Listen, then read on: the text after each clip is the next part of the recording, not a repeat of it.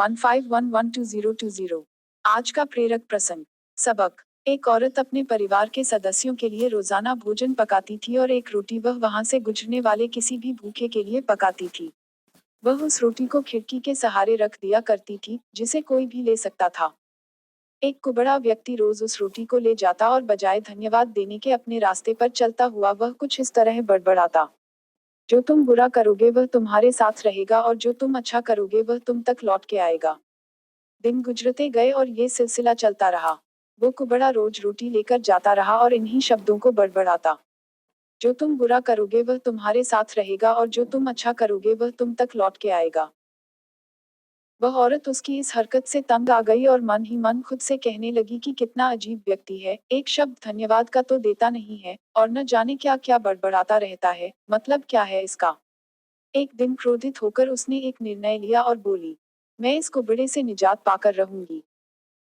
और उसने क्या किया कि उसने उस रोटी में जहर मिला दिया जो वो रोज उसके लिए बनाती थी, और जैसे ही उसने रोटी को खिड़की पर रखने की कोशिश की कि अचानक उसके हाथ कांपने लगे और वह रुक गई और वह बोली, हे भगवान, मैं ये क्या करने जा रही थी।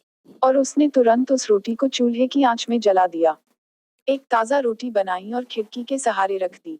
हर रोज की तरह वह कुबड़ा आया और रोटी लेके। जो तुम बुरा करोगे वह तुम्हारे साथ रहेगा और जो तुम अच्छा करोगे वह तुम तक लौट के आएगा, बड़बड़ाता हुआ चला गया। इस बात से बिल्कुल बेखबर कि उस महिला के दिमाग में क्या चल रहा है।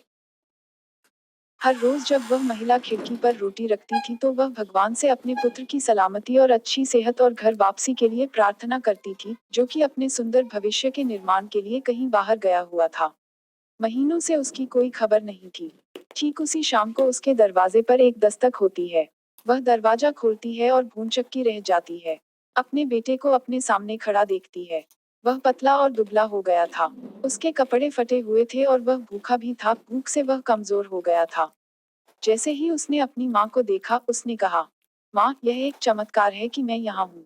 आज जब मैं घर से 1 मील दूर था, मैं इतना भूखा था कि मैं गिर गया, मैं मर गया होता। लेकिन तभी एक कुबड़ा वहां से गुजर रहा था, उसकी नजर मुझ पर पड़ी और उसने मुझे अपनी गोद में उठा लिया।